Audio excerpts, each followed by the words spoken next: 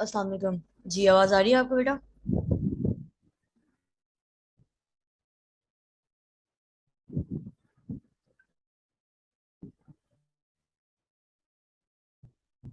Hello. अस्सलाम वालेकुम। जी, वालेकुम अस्सलाम। बेटा आवाज़ क्लियर है? जी अब आवाज आ रही है। ठीक है।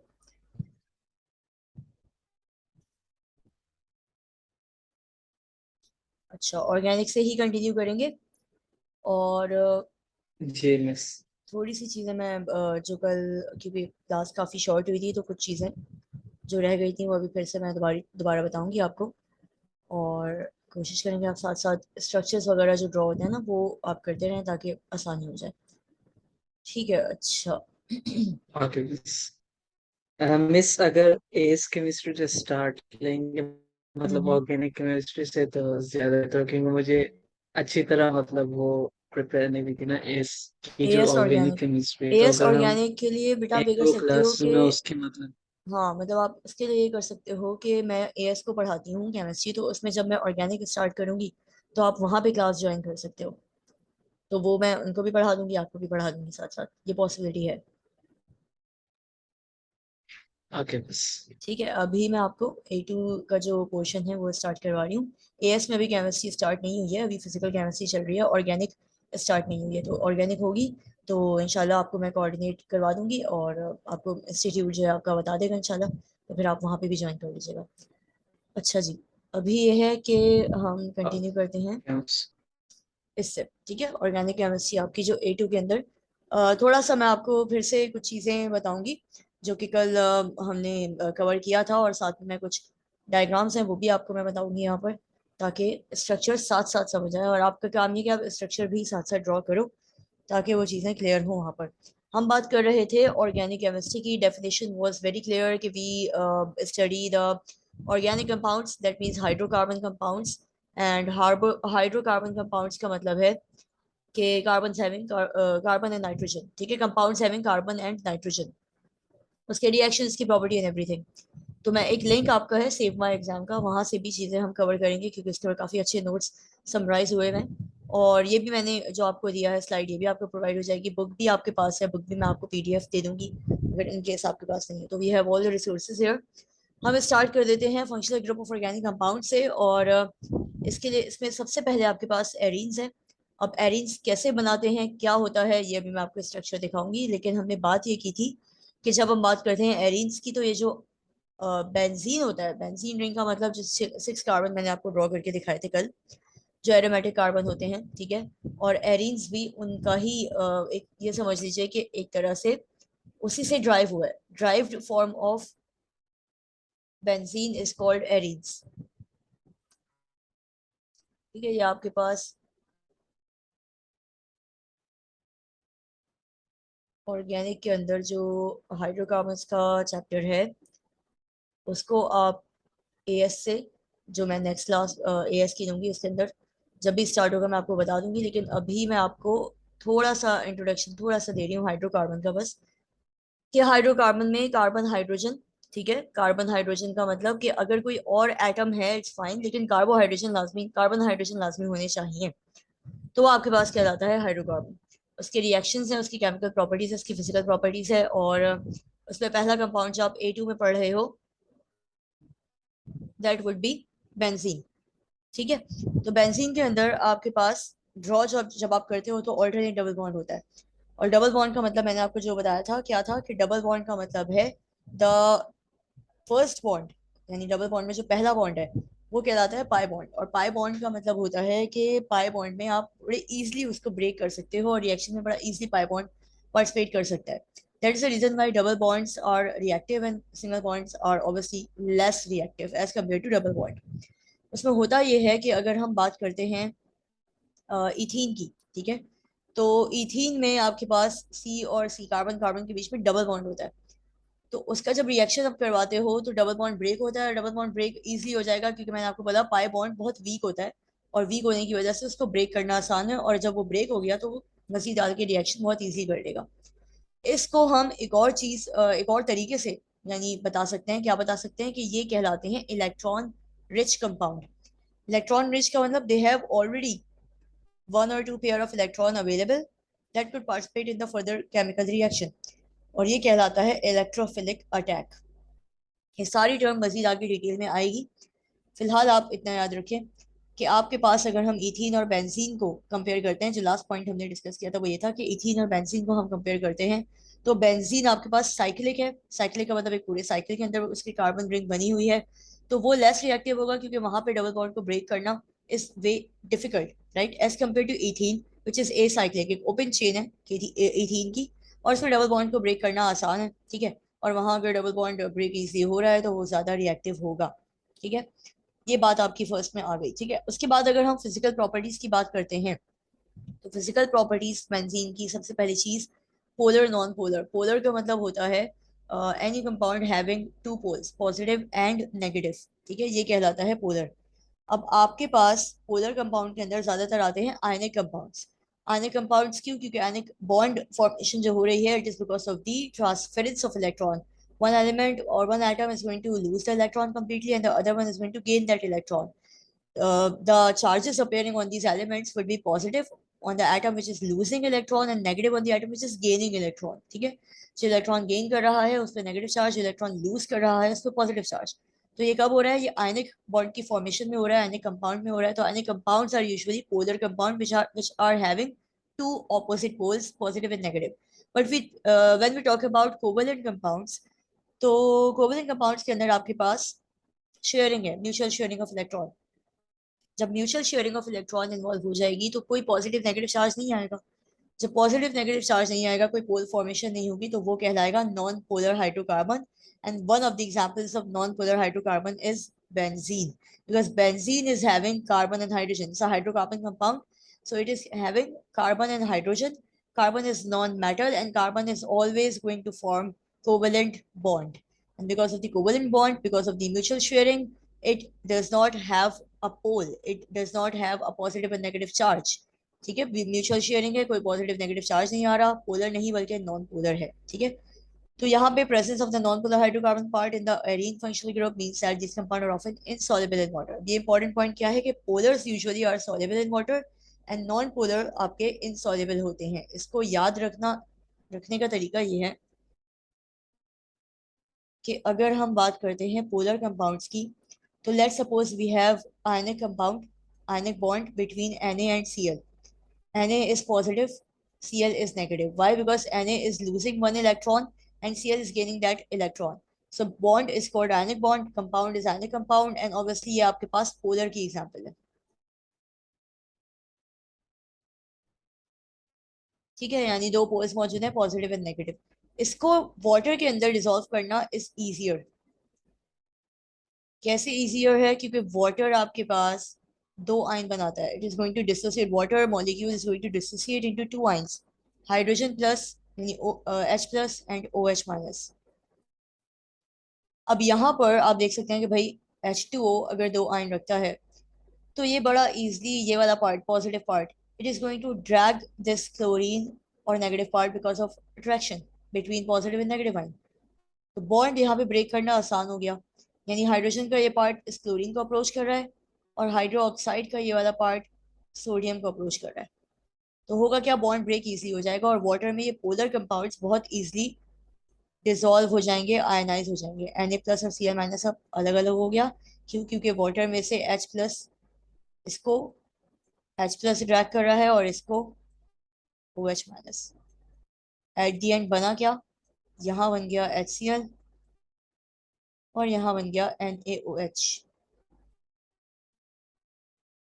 तो ये सॉल्युबिलिटी पोलर की होती है ज्यादा वाटर में। लेकिन अगर हम नॉन पोलर की बात करें, बेंजीन, बेंजीन का फॉर्मूला है C6H6, या बेंजीन आप ऐसे बना सकते हैं, hexagonal structure,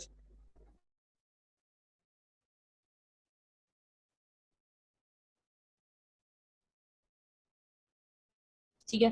it is having alternate double bond, double bond एक यहाँ है, ये छोड़ के फिर एक डबल बॉन्ड यहाँ है, फिर ये छोड़ के एक डबल बॉन्ड यहाँ है।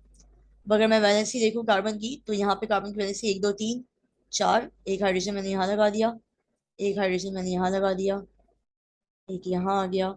ये सब में हर कार्बन की इस वक्त 3 इलेक्ट्रॉन शेयरिंग में इन्वॉल्व है। एक इलेक्ट्रॉन फ्री है, तो वो जो इलेक्ट्रॉन फ्री है it is going to be bonded with hydrogen. तो ये आपके पास बेंजीन का स्ट्रक्चर है C6H6। इसको बनाने का एक और तरीका ये है।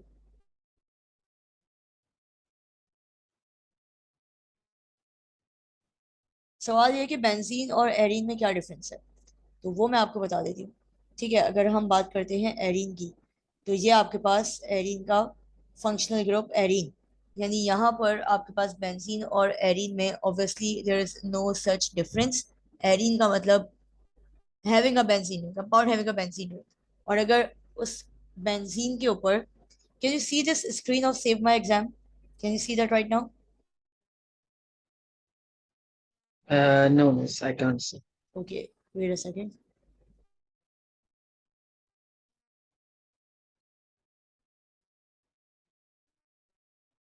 Okay, this one, this is what arene functional group is. ठीक है, अगर हम बेंजीन की बात करें तो there is as such no difference between benzene and arene.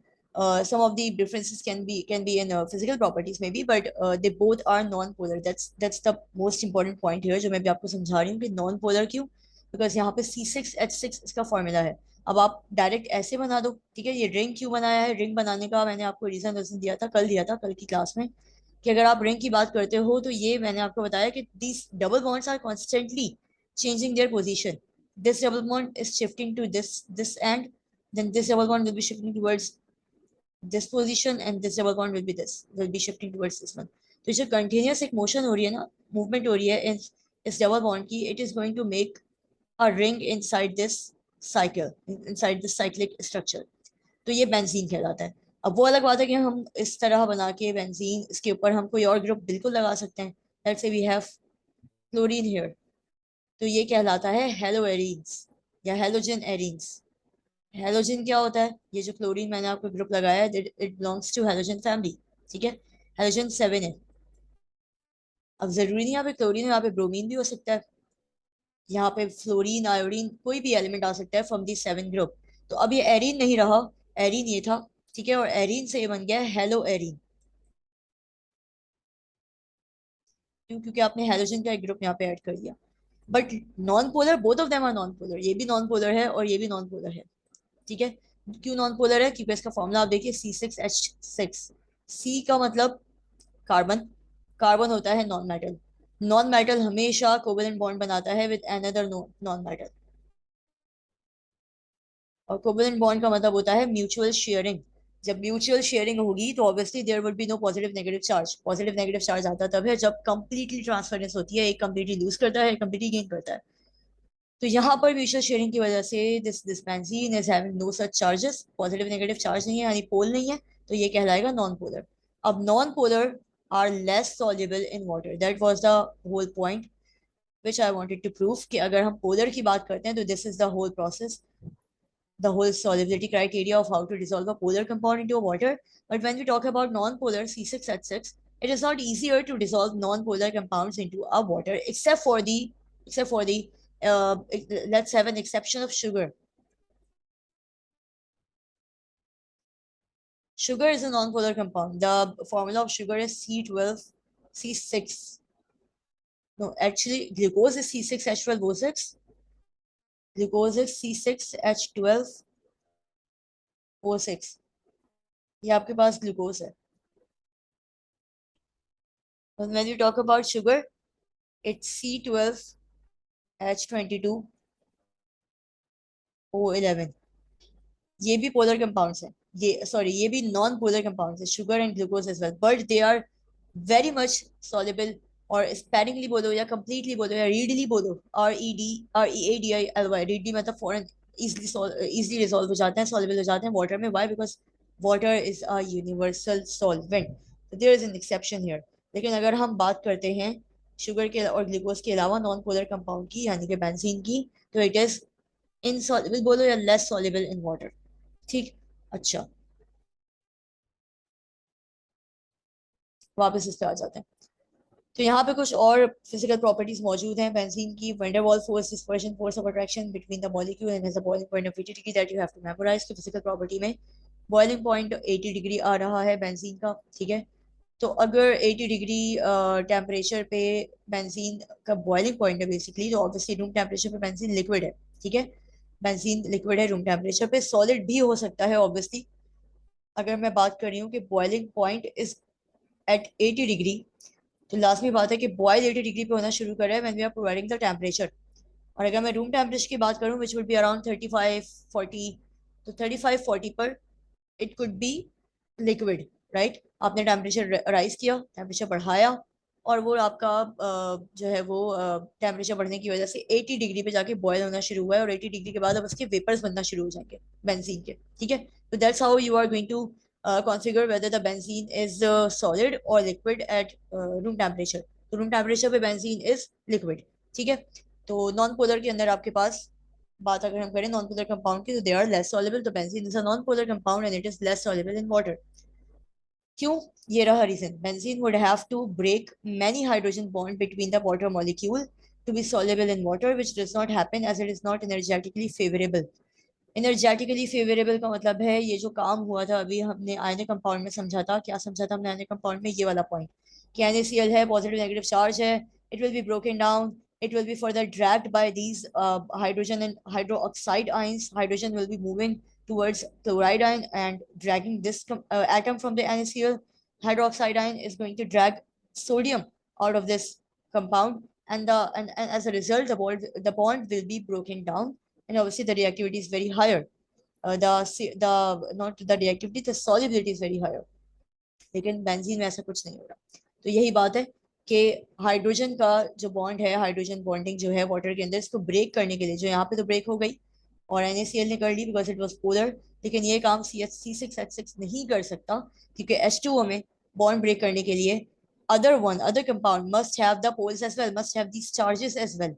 तो इसके पास से चार्जेस नहीं होंगे तो H2O को कैसे ब्रेक करेगा? तो यहाँ कोई चार्जेस नहीं है, तो H2O को ब्रेक करना इज डिफिकल्ट, जब यहाँ पर जो सॉलिबिलिटी है वो होती है लो, कम होती है सॉलिबिलिटी बेंजीन की।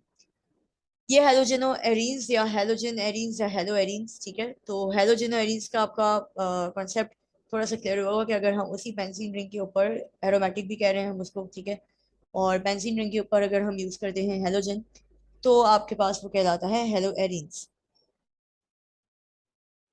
तो आपके पास जो प्रॉपर्टी है, या अगर मैं एक और नाम इसको देना चाहूँ, एराइल हेलाइड्स, एराइल हेलाइड्स लिखा हुआ है, they are also known as aryl halides. इसका स्ट्रक्चर मैं आपसे शेयर कर देती हूँ ताकि मजीद चीजें क्लियर हो जाए, ठीक है भाई। ये रहा हेलोजन और एरीन्स, कहीं भी किसी भी पोजीशन पे, या तो इस कार्बन पे या इस कार्बन पे या इस कार्बन पे, किसी भी कार्बन पे कोई हेलोजन ग्रुप लगा हुआ है, दैट इज हेलोजनो एरीन, ठीक। तो अगर हम बात करते हैं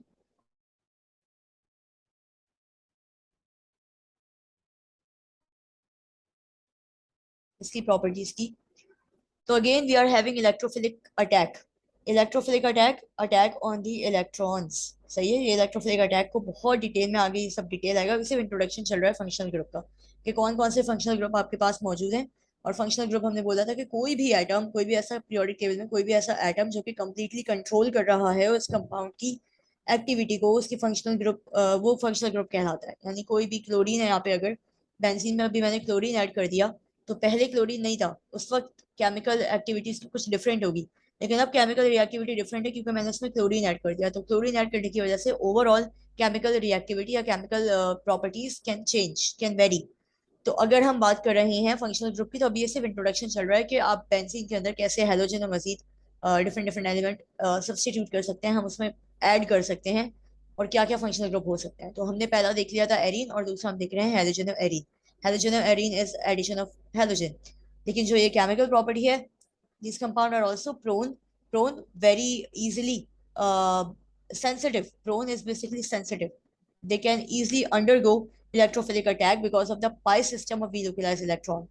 यानी जब भी हम बात कर रहे हैं, हम बेंजीन की बात करें, एरीन की बात करें, हेलोजन और एरीन की बात करें, सबके अंदर डबल बॉन्ड तो लाजमी है, क्योंकि मैंने आपको बता दिया बेंजीन है double bond, having an alternate double bond. अब जितनी भी सब्स्टिट्यूशन हो रही है वो उसी बेंजीन के ऊपर होती चली जा रही है, यानी कभी मैं कोई एटम ऐड करूंगी, कभी मैं कोई एटम ऐड करूंगी, इसकी वजह से वो डबल बॉन्ड तो डिस्टर्ब नहीं हो रहा। तो double bond is there, pi bond is there, ठीक है, वो डबल बॉन्ड को पाई बॉन्ड कहा जाता है। अगर पाई बॉन्ड है, पाई सिस्टम है मौजूद, तो इलेक्ट्रॉन है। जब इलेक्ट्रॉन है, डीलोकलाइज इलेक्ट्रॉन यानी फ्री इलेक्ट्रॉन मौजूद है, तो इलेक्ट्रॉन के ऊपर अटैक भी होगा, बॉन्ड ब्रेक भी इजिली होगा, और आपका रिएक्शन भी इजिली होगा, ठीक है। तो ये बात, इसको थोड़ा सा मैं और ड्रॉ करके समझा दूं आपको, ताकि आगे कंफ्यूजन ना रहे, बिकॉज यही बैकबोन है इस पूरे टॉपिक की, कि हम इलेक्ट्रोफिलिक सब्स्टिट्यूशन की अगर बात करते हैं, तो ये अगर बेंजीन है, इट इज हैविंग ऑल्टरनेट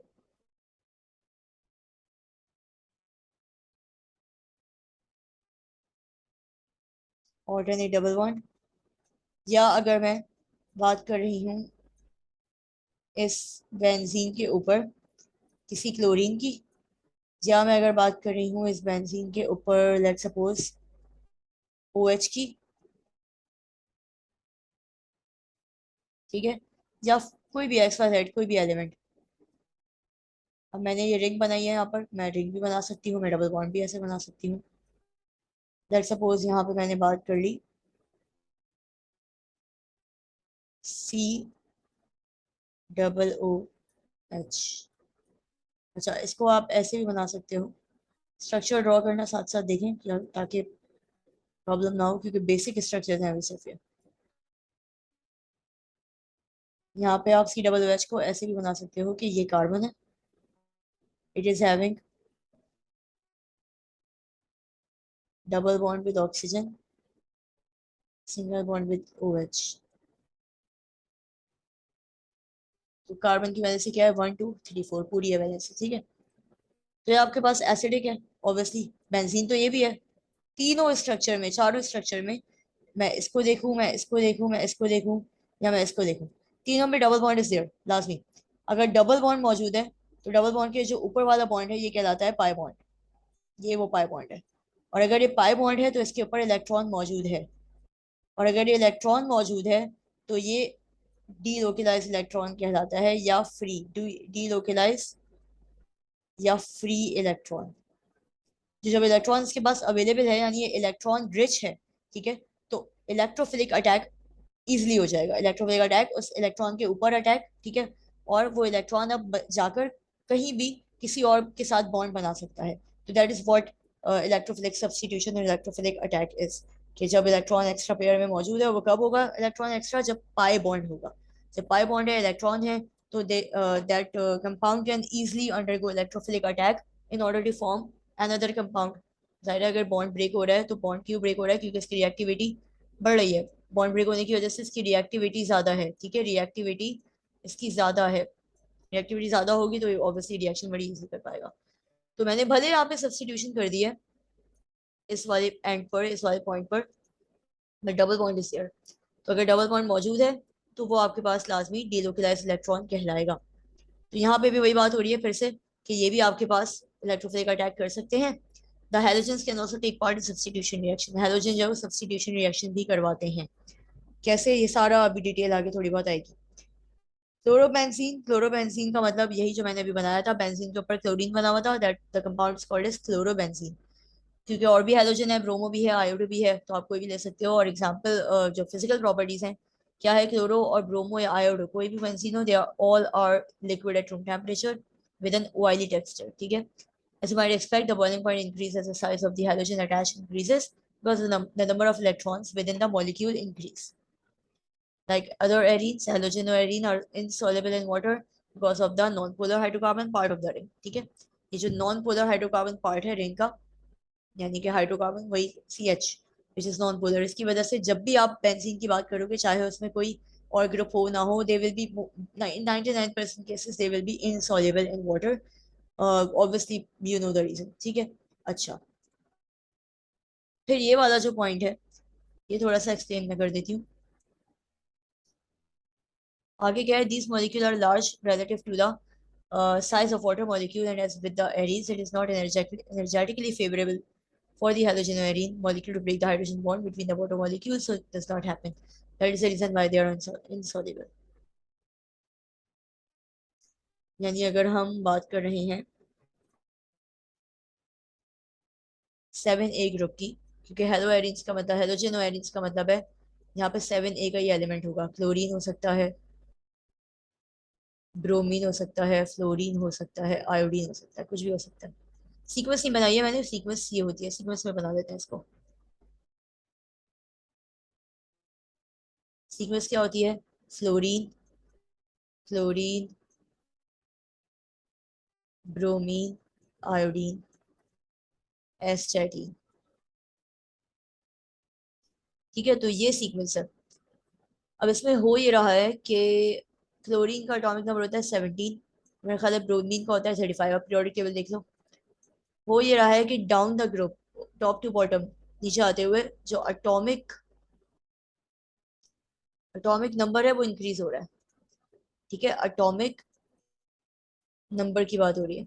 जब एटॉमिक नंबर इंक्रीज हो रहा है तो इलेक्ट्रॉन इंक्रीज होगा, नंबर ऑफ इलेक्ट्रॉन इंक्रीज होगा, क्योंकि एटॉमिक नंबर का मतलब क्या है? एटॉमिक नंबर का मतलब इलेक्ट्रॉन होता है या तो प्रोटॉन होता है, एक ही बात है।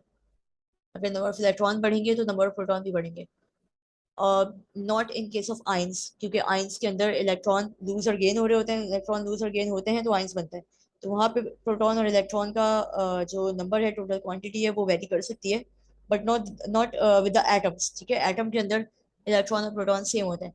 तो एटॉमिक नंबर अगर यहाँ पे इंक्रीज हो रहा है नीचे जाते हुए, तो इलेक्ट्रॉन भी इंक्रीज होंगे, इलेक्ट्रॉन इंक्रीज होंगे तो इन इलेक्ट्रॉन की इलेक्ट्रॉनिक कॉन्फ़िगरेशन जो हम करते हैं इस तरीके से, तो यहाँ पे शेल साइज भी इंक्रीज होगा। ठीक है, इलेक्ट्रॉन ज्यादा हैं तो फर्स्ट शेल में 2 इलेक्ट्रॉन आ गए, सेकंड शेल में 8। ठीक है, ये आपने ड्रॉ कर लिया, लेकिन अभी भी इलेक्ट्रॉन आते जा रहे हैं तो आप शेल को इंक्रीज करते जाओगे। अगर shell number of shell increase होगा तो एटॉमिक साइज भी इंक्रीज होगा, यानी उस एटम का साइज इंक्रीज होगा। अगर साइज इंक्रीज हो रहा है तो यानी अगर मैं बेंजीन के ऊपर फ्लोरीन लगा रही हूँ तो उसका साइज छोटा होगा। लेकिन अगर मैं बेंजीन के ऊपर, बेंजीन का तो वही है साइज ऑब्वियसली, लेकिन ये जो फ्लोरीन के बाद फ्लोरीन का साइज बढ़ गया, इसकी वजह से हुआ क्या? ये मजीद इंसॉल्युबल होते चले जाएंगे। फिर मैं आपको ब्रोमो बेंजीन, फ्लोरो बेंजीन ये कहलाएगा, फ्लोरो बेंजीन, ब्रोमो बेंजीन। तो क्योंकि मैंने आपको बताया कि डाउन द ग्रुप ये हो रहा है, एटॉमिक नंबर इंक्रीज हो रहा है, इलेक्ट्रॉन टोटल जितने हैं वो इंक्रीज हो रहे हैं, शेल इंक्रीज हो रहा है, साइज इंक्रीज हो रहा है, तो जाइंट स्ट्रक्चर जो बढ़ता चला जा रहा है, जाइंट स्ट्रक्चर बनता चला जा रहा है। फ्लोरोकार्बन छोटा था, फ्लोरोबेंजीन छोटा था, फिर क्लोरोबेंजीन, फिर ब्रोमोबेंजीन। तो पॉइंट क्या है? पॉइंट ये है कि जब हम बात कर रहे हैं इसकी, as you might expect the boiling point increase because of the size of halogen attached increase। ये साइज इंक्रीज अगर हो रहा है, जाइंट स्ट्रक्चर्स बनते चले जा रहे हैं, तो लाजमी बात है इनको मेल्ट या बॉयल करना मुश्किल हो रहा है। ये बहुत छोटा सा था स्ट्रक्चर, तो शायद फॉर एग्जांपल लेट्स से कि ये 80 डिग्री पे बॉयल हो चुका होगा, लेकिन अब स्ट्रक्चर बढ़ गया, तो अब इसको, इसके बॉन्ड को ब्रेक करना और इसको बॉयल करना वुड बी डिफिकल्ट। तो इसके लिए ज्यादा अब टेम्परेचर चाहिए होगा, लेट्स सपोज 90 डिग्री सेंटीग्रेड। फिर इसके लिए शायद 120 डिग्री सेंटीग्रेड चाहिए हो, क्योंकि क्या हो रहा है, साइज बढ़ता चला जा रहा है। साइज बढ़ने की वजह से अगर मैं, एक चीज है वो कम है क्वांटिटी में, उसका सरफेस एरिया कम है, जल्दी मेल्ट हो जाएगी या जल्दी बॉयल हो जाएगी। लेकिन अगर उसकी मैं क्वांटिटी बढ़ा दूँ, उसका सरफेस एरिया बढ़ा दूँ, उसका स्ट्रक्चर साइज बढ़ा दूँ, तो अब उसको टाइम चाहिए ब्रेक होने में, यानी मेल्ट होने में या बॉयल होने में, तो टेम्परेचर ज्यादा चाहिए उसके लिए। तो बॉइलिंग और मेल्टिंग पॉइंट, यहाँ पे बॉइलिंग और बीपी, बीपी और एमपी, बॉइलिंग और मेल्टिंग पॉइंट क्या हो रहा है, हेलो एरिन्स के अंदर इंक्रीज हो रहा है, जैसे जैसे आपके पास हेलोजेंस ऐड होते चले जा रहे हैं। डाउन द ग्रुप की बात हो रही है। ठीक है, ये वो पॉइंट हो गया। अच्छा, फिर आ जाइए अभी जो मैंने बनाया था बेंजीन के ऊपर ओ एच। वो बेंजीन के ऊपर ओ एच कहलाता है फिनोल। ठीक है, यानी बेंजीन अभी भी है but we are adding O H here. अब ओ एच ऐड होने की वजह से क्या होगा, केमिकल प्रॉपर्टीज देख लेते हैं इसकी। ओ एच हाइड्रोक्साइड कहलाता है। ठीक है, ओ एच हाइड्रोक्साइड कहला रहा है, और ओवरऑल ओ एच और बेंजीन के ऊपर अगर ओ एच है तो पूरा का पूरा फिनोल कहला रहा है, लेकिन सिर्फ ओ एच हाइड्रोक्साइड कहलाता है। अब इसकी केमिकल प्रॉपर्टी में क्या चीज है कि the OH group in phenol is more acidic than in alcohols, as the oxygen donate one of its lone pair of electron into the ring system. This causes an increased electron density of the ring, causing it to become much more reactive than benzene itself. It also makes it easier for the hydrogen of the OH group to be donated. Phenol can also react with reactive metals such as sodium to form alkoxide ions. बात ये हो रही है कि अगर हम phenol का structure देखते हैं,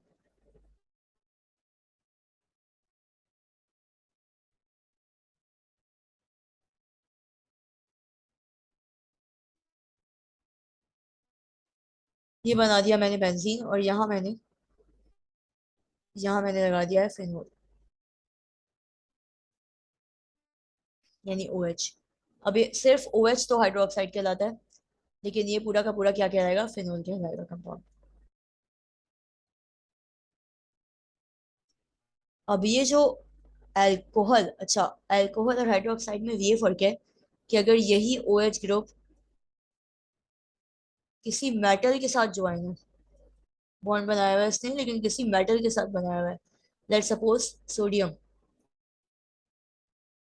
OH, तो ये कहलाता है sodium hydroxide, which is an example of base और एल्कलाई। लेकिन अगर मैं बात करती हूँ इसी OH ग्रुप की कार्बन के साथ, जो कि यहाँ पे एग्जैक्टली यही हो रहा है, यहाँ क्या है, यहाँ पे कार्बन ही तो है, ये सारे कार्बन है,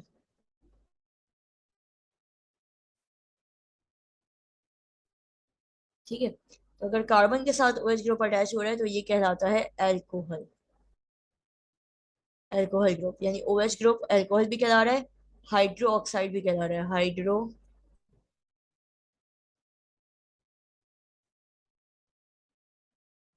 हाइड्रो ऑक्साइड। तो अगर ये मेटल के साथ है तो हाइड्रोक्साइड, अगर ये कार्बन के साथ है तो एल्कोहल, तो यहाँ पे ये ग्रुप कहलाएगा बेसिकली एल्कोहल,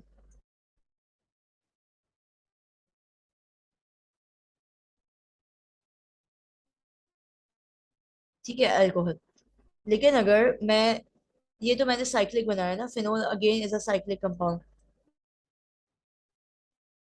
लेकिन अगर मैं ए साइक्लिक देखूं, ए साइक्लिक का मतलब ये कार्बन है, ओपन स्ट्रक्चर बनाया है मैंने, सिंपल, मैंने कोई साइक्लिक नहीं बनाया, यहाँ मैंने OH लगा दिया, अल्कोहल ग्रुप। बाकी मैंने देख लिया कितने हाइड्रोजन आ सकते हैं, यहाँ पे एक हाइड्रोजन आ जाएगा, यहाँ एक हाइड्रोजन आ जाएगा, वैलेंसी पूरी हो गई। फिर यहाँ एक हाइड्रोजन आ जाएगा, I am not gonna draw the hydrogen over here, और ऑब्वियसली वैलेंसी पूरी करने के लिए आप यहाँ यहाँ यहाँ और यहाँ हाइड्रोजन ऐड कर देंगे, ठीक है। तो कहने का मकसद ये है कि जब आप बात करते हो, अब ये बात क्लियर है, ये बात हो गई ये साइक्लिक की, ये भी क्या कहलाएगा, 1 2 3 4, ब्यूटानॉल। ब्यूटा क्या होता है, 4 कार्बन, ब्यूटा का मतलब होता है 4 कार्बन, ब्यूटेन का, ब्यूटेन। और OL कहाँ से आ रहा है, OL आ रहा है इस अल्कोहल का सफिक्स, ठीक है। तो ये कहलाता है स्ट्रक्चर ब्यूटेनॉल।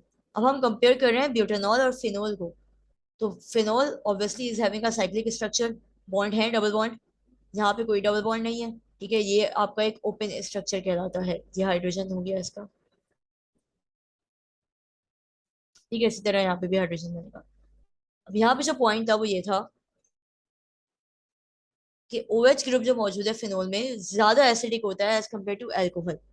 क्यों, क्योंकि एसिडिक नेचर का मतलब है as the oxygen donate one of its lone pairs of electron into the ring system.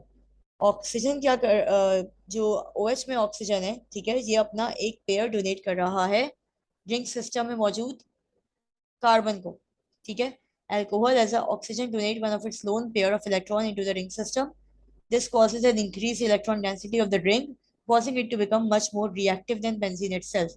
यानी अगर मैं सिर्फ बेंजीन की बात करूं, सिर्फ बेंजीन सिंपल स्ट्रक्चर जो बेंजीन का होता है, तो इस बेंजीन से ज्यादा रिएक्टिव है ये अल्कोहल। क्यों, क्योंकि ऑक्सीजन जो यहाँ मौजूद है, और ऑक्सीजन आपको पता है ऑक्सीजन की जो एटॉमिक नंबर जो ऑक्सीजन का होता है वो होता है 8, और इलेक्ट्रॉनिक कॉन्फ़िगरेशन में लास्ट शेल में इलेक्ट्रॉन के आते हैं 6 इलेक्ट्रॉन, ठीक, 2 और 6 8, ठीक है। अब ये जो 6 इलेक्ट्रॉन आ रहे हैं, इसका क्या मतलब है कि ये बॉन्ड बना रहा है और ये कोवेलेंट बॉन्ड बना रहा है, ठीक है। कोवेलेंट बॉन्ड अगर मैं एक एक एग्जांपल आपको दे देती हूँ, ऑक्सीजन O2, यानी O2 का मतलब है इस तरीके से कि अगर ये एक ऑक्सीजन है, इसके लास्ट शेल में 6 इलेक्ट्रॉन है, और ये एक और ऑक्सीजन है। ये डॉट एंड क्रॉस की एग्जांपल मैं दे रही हूँ आपको, जो आप हमेशा ओ लेवल्स में पढ़ते हैं और AS में भी। 1 2 3 4 5 6, अब आप ये देखें कि म्यूचुअल शेयरिंग हुई है, इस ऑक्सीजन ने 2 इलेक्ट्रॉन शेयर किए हैं, इस ऑक्सीजन ऑक्सीजन ने भी 2 इलेक्ट्रॉन शेयर किए हैं, ठीक। तो यहाँ आपके पास डबल बॉन्ड बन गया, ये कहलाता है, ये कोवेलेंट बॉन्ड कहला रहा है। अब ये जो 4 इलेक्ट्रॉन यहाँ पर है, ये इस एटम के साथ भी काउंट होंगे, और ये 4 इलेक्ट्रॉन इस एटम के साथ भी काउंट होंगे। काउंट क्यों करना है? ताकि हम देखें, we have to make sure if the octet is completed और नॉट। तो 1 2 3 4 5 6 7 8 ऑक्टेट इज कंप्लीटेड। 1 2 3 4 5 6 7 8, ये जो 4 इलेक्ट्रॉन है, जो शेयर्ड इलेक्ट्रॉन है, ये इस तरफ भी काउंट होंगे और इस तरफ भी काउंट होंगे। तो ऑक्टेट दोनों का कंप्लीट है। कहने का मकसद ये है कि जब हम बात करते हैं ऑक्सीजन की, ऑक्सीजन के पास कितने इलेक्ट्रॉन होते हैं? ऑक्सीजन के पास होते हैं 6 इलेक्ट्रॉन लास्ट शेल में। ठीक है। तो यहाँ पे ऑक्सीजन इस हाइड्रोजन के साथ तो एक इलेक्ट्रॉन दे रहा होगा अपना, लाजमी बात है, क्योंकि हाइड्रोजन के पास एक इलेक्ट्रॉन है, तो ऑक्सीजन यहाँ पे भी एक इलेक्ट्रॉन दे रहा होगा, शेयरिंग कर रहे होंगे, OH ग्रुप बन गया। लेकिन बाकी जो वो अपने इलेक्ट्रॉन पेयर है, लोन पेयर है, वो कहाँ दे रहा है? इस रिंग के अंदर दे रहा है। इस रिंग के अंदर कार्बन को दे रहा है। इसकी वजह से, क्योंकि वो अपना इलेक्ट्रॉन डोनेट कर रहा है कार्बन को, तो इसकी वजह से ये पूरा का पूरा कंपाउंड एसिडिक हो जाता है। एक बार और ये पॉइंट देखते हैं और फिर आगे बढ़ते हैं। The OH group in phenol is more acidic then in alcohol. यानी अल्कोहल के अंदर जो OH होता है, यानी जो मैंने ड्रॉ किया था ओपन स्ट्रक्चर, जिसको हमने ब्यूटानॉल का नाम दिया था, ठीक है, वो अल्कोहल लेस रिएक्टिव है। ठीक है। और अगर हम बात कर रहे हैं कोई भी अल्कोहल की, CH3COH, CH2CH3OH मिथेनॉल कहलाता है, और C2H5OH इथेनॉल कहलाता है। इथेनॉल जो सैनिटाइजर में यूज होता है, या जो आपका फिनाइल या डिटॉल वगैरह होता है, उसके अंदर मौजूद होता है। डिटॉल के अंदर यूजुअली फिनोल होता है, ठीक है, बेंजीन वाला होता है, बेंजीन रिंग वाला होता है, जब भी हम उसको फिनाइल कह रहे होते हैं। तो कहने का मकसद ये है कि ये जो OH ग्रुप है फिनोल के अंदर, ये ज्यादा एसिडिक है अल्कोहल के अकॉर्डिंग। क्यों? अल्कोहल के कंपैरिजन में क्यों? क्योंकि ऑक्सीजन जो मौजूद है OH ग्रुप में is going to donate one of its lone pair of electron into the ring system. ठीक है, ऑक्सीजन रिंग सिस्टम में अपना इलेक्ट्रॉन दे रहा है, इसलिए यहाँ पे ज्यादा एसिडिक है। इस कॉजेज, इसकी वजह से हो क्या रहा है? हो ये रहा है कि जब इलेक्ट्रॉन उसने रिंग सिस्टम में दे दिया, तो इलेक्ट्रॉन डेंसिटी बढ़ गई, इलेक्ट्रॉन पॉपुलेशन बढ़ गई रिंग के अंदर, रिंग में ज्यादा इलेक्ट्रॉन मौजूद है। इसकी वजह से क्या होगा? Causing it to become much more reactive than benzene itself. जब इलेक्ट्रॉन ज्यादा हैं, तो जहां पे भी इलेक्ट्रॉन ज्यादा है, लाजमी बात है वो रिएक्शन में पार्टिसिपेट अब इजीली कर पाएगा, क्योंकि इलेक्ट्रॉन जब होगा, तो इलेक्ट्रॉन डोनेट या शेयर कुछ भी हो, तो वो रिएक्शन में पार्टिसिपेट कर रहा होगा, तभी तो वो डोनेट और शेयर हो रहा होगा। और उसके बाद लाजमी बात है कि अगर आप कोवेलेंट आयनिक जिसकी भी बात करो, शेयर होने के बाद या कंप्लीट ट्रांसफरेंस के बाद अगर इलेक्ट्रॉन ज्यादा है, तो वो ज्यादा रिएक्टिव कहलाएगा वो कंपाउंड, अगर उसके पास इलेक्ट्रॉन ज्यादा है। यहाँ पे बेंजीन से ज्यादा रिएक्टिव हो जाएगा फिनोल, क्योंकि ऑक्सीजन अपना इलेक्ट्रॉन पेयर डोनेट कर रहा है बेंजीन रिंग के अंदर। फिर बात कर लेते हैं कि इसकी फिनोल की प्रॉपर्टी यहाँ पे सॉलिड है, वाइट क्रिस्टलाइन सॉलिड, और डिसइंफेक्टेंट लाइक स्मेल होती है, और यही डिसइंफेक्टेंट फिनोल का यूज किया जाता है फिनाइल के अंदर, जो कि डिसइंफेक्टेंट है, और वो मॉपिंग वगैरह के लिए जो हम फिनाइल यूज करते हैं घर पे, ये डिसइंफेक्टेंट है, और इसके अंदर यही फिनॉल होता है। ठीक है। सॉलिड फॉर्म में नहीं होता, उसको डिजोल्व करके लिक्विड स्टेट में बनाया जाता है। फिनोल होता है, अल्कोहल भी इसके अंदर मौजूद है। ठीक है, सारे फिनोल का मतलब भी यही है, OL का मतलब भी यही है कि इसके अंदर अल्कोहल यानी OH ग्रुप है। ठीक है। फिर थोड़ा सा इंट्रोडक्शन आ जाता है एसाइल क्लोराइड्स का। एसाइल क्लोराइड्स क्या होते हैं भाई? Acyl chloride कार्बो ऑक्सिलिक acid derivative. ठीक है, कार्बो ऑक्सिलिक से बनते हैं, एसिड डेरिवेटिव मतलब ड्राइव हुए हैं, किससे ड्राइव हुए हैं? कार्बो ऑक्सिलिक से। जिसमें एक chlorine atom attached to a CO group replacing what would have been the OH group of a carboxylic। Acyl कहलाता है C डबल बॉन्ड O। ठीक है, C double bond O acyl कहला रहा है, और आगे Cl लगा हुआ है क्योंकि क्लोराइड लिखा है, तो एसाइल CO और क्लोराइड Cl, तो COCl। Let's let's look at the structure of acyl chloride. ये फिनोल आ गया, ठीक है, and then we have acyl chloride, ये रहा स्ट्रक्चर। ये कार्बन है, वो मेन कार्बन, ठीक है, एक तरफ इसके Cl लगा हुआ है, ये पूरा का पूरा एसाइल ग्रुप है। ये आर जो इंडिकेट करता है ना, आर होती है कार्बन चेन, यानी यहाँ पे CH2 है, फिर CH2 है, फिर शायद CH3 है। और एसाइल क्या कहला रहा है? ये COCl, ये पूरा एसाइल ग्रुप है, CO और Cl। और ये जो आर यहाँ कंटिन्यू हो रहा है, ये पूरी कार्बन चेन है, CH2 CH2 CH2 CH2, जहाँ पे भी कार्बन चेन एंड हो रही होगी वो CH3 हो जाएगा। सवाल ये कि CH2 CH3 ड्रॉ कैसे करते हैं, थोड़ा सा बता देती हूँ मैं, ये फिर आगे बढ़ते हैं। जब हम बात करते हैं हेक्सेन की,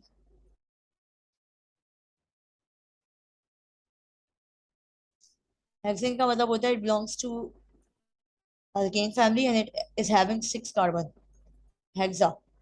ठीक, तो 6 कार्बन का मतलब है, ये आपने 6 कार्बन बना दिए,